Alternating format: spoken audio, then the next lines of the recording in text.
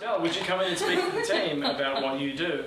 And she said yes. What an idiot. Anyway. I'm not actually talking about what I'm going to do. It's going to be a presentation about how much NEMA sucks. Right, there you go. I think we've only got an hour. So. See? Yeah, see. Anyway, your show, go on. Thanks. Well, as NEMA said, I am Mel, and I look after digital learning at the Museum of Contemporary Art, which I'll talk a little bit about.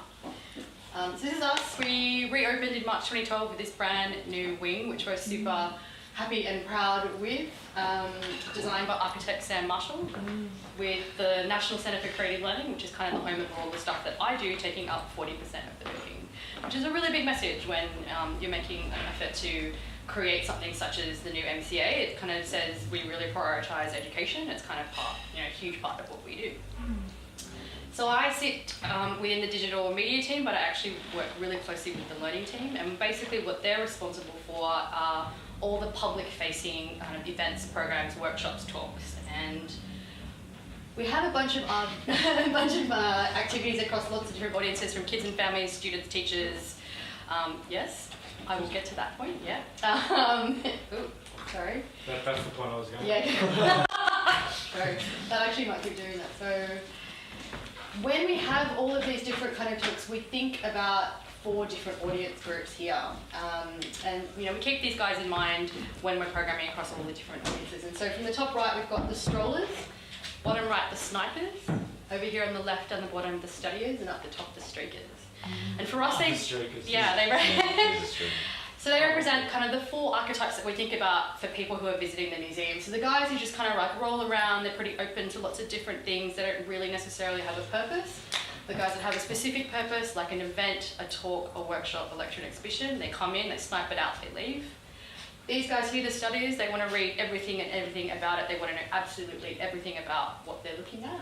And the streakers, who just kind of run on through and just really want to get it over with, either to kind of mark it up as a notch on their belt, yes, I've been to the MCA, or yeah, that's pretty much it. I'm definitely a streak. Yeah. Yeah. As we've all learned. I'm going to do one now. So at the National Centre for Creative Learning, obviously creating creativity is something that we're really big on. We spend a lot of time thinking about it. How do we create it? Creativity we see as being core to the future of the workforce, to creating, giving students the ability to kind of really innovate across lots of different industries growing up. We find that contemporary art is so undervalued within the curriculum and in society, but it's actually crazy important to get people to think outside the box. So over the years, the learning team's kind of come up with these kind of principles and ways in which we create creativity. You probably, do these every day in your own kind of work, but something like colouring outside the lines, so breaking rules, but providing a safe space where people can break rules in, kind of supportive environments such as the NCCL.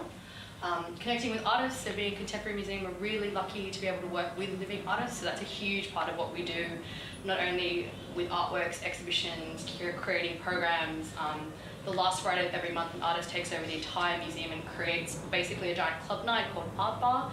DJs, artists, performances, workshops, you name it, it's nuts. Chicks on Speed, February, last Friday, highly recommend it. Revolutionises the way in which people interact and engage with contemporary art. Excuse me, Ms. Garcia, is the speed you speak of free? Sorry? Is the speed, Chicks on Speed, you said? Yes. Is it free to attend? No, it is $20 per person. Worth it. 15 if you have a concession. That's great. Yeah. Playing with process over products, so for us, the journey, not necessarily what you produce or an artwork at the end, that's not really something that we try to emphasise too much, because loads of people can't draw, can't paint, can't do, but being able to participate in those ways is really important, so we try and offer as many different ways. We really respect the learners and what their experience before they walk in the door, and understanding that they come from certain perspectives, have cultural kind of influences, language kind of influences, and we really try and bring those into their learning experience when they're doing stuff with us. And of course thinking in new ways, which kind of goes without saying. So in terms of what I do for digital learning, a couple different areas. One is a digital learning program, so ways in which we use technology on site with different audiences, from little kids all the way up to big kids, in our digital and multimedia studios. Digital excursions, which I'll go into how we use video conferencing to connect with guys who will never come to the NCA. Digital digital resources, so ways of supporting visits, and within the digital media team, things like all the content that we publish across our platform, so website, social media, mobile app, online collection, e-publications and stuff like that. So in terms of the programs that we do on site, we've got a couple of different workshops, but it's essentially ways in which primary and secondary kids can kind of come in, make stop animations, respond to the artworks in the collection, or new media kind of works as well, or video works. And so we make these in our digital studio on site, and we display them in our multimedia studio, which is essentially like a big black box, but it's rad because you can show up to 3-channel videos, you make it really black, we turn it to performance spaces, we turn it into like a karaoke room. It's kind of one of those really flexible spaces that we can kind of do anything in. Kid is a great rant down. Yeah. This is why the photo is in there. Yeah. I actually specifically chose this image because of impressive, that yeah. art style. Well, Yeah. I love Can't what stop dad's looking one. at it. Because he's probably like, oh my dad. Yeah, pretty Can't much. stop looking at it. It's impressive. So using kind of technology as a way of responding to the collection is really, artworks in our gallery is really important to us. And it's also a way of kind of connecting with these guys. So this stop animation was made by 12 young kind of Australians who were identified by the Smith family as falling out of the school system for different reasons. So socioeconomic, family, all those kind of things. And they get chosen to come to the MCA and spend a week with our guys and basically just learn heaps of different art techniques, and which culminates in an exhibition, kind of showing that like there is a career path within the arts and it's actually feasible to say I want to be an artist, and all the kind of possibilities that the creative industries kind of offer them. They're identified because they have like shown some kind of interest in art, but they're kind of not turning up to school, so it's a way of kind of trying to get them back on track, which is actually really awesome. Digital excursion. So you can think of it as giant Skype. It's the way that we connect with schools who are never going to come to the MCA. So these guys, schools in remote and regional New South Wales. So because they're not in the galleries, and they probably a lot of them haven't even seen a gallery before, we get them to do heaps of stuff that you can't do when you're looking at the art. So loads of dancing, loads of kind of jumping around, super interactive. So the kind of stuff that we show them is process. We're really big into kind of bringing kids into, how does stuff get made? How do artists actually work? Process is one of the things that people love to hear about. How did you get that 2-ton sculpture onto the terrace? And a lot of the content that we show as well isn't publicly available. So in this sense, like, I'm really big on privileging our digital audiences, and we give them stuff that is unique to them because they're connected to us in this way, and it's stuff that audiences who come on site probably won't see. But isn't that taking away from people walking in? I mean, the MCA's experience walking in it's awesome.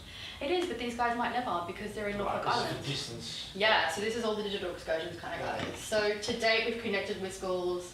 We're local across New South Is the Wales. school underwater? It's Norfolk Island. Yeah, I school in Those are the Norfolk Island. Snorks. Do you know the Snorks? Anyone? Anyone above Shut the age of 20? Shut up. It's Atlantis.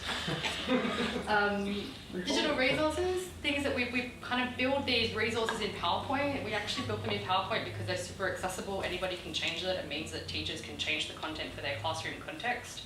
And it was just kind of heaps cheaper for us than trying to buy some tricksy kind of software. So these are the kind of ways in which we extend the visit. So they kind of show this stuff in the classroom. There's activities attached. There's like kind of Q&As, all that kind of stuff. God, how many times are they moving it around? So what part is that? That is the marble bottom part there.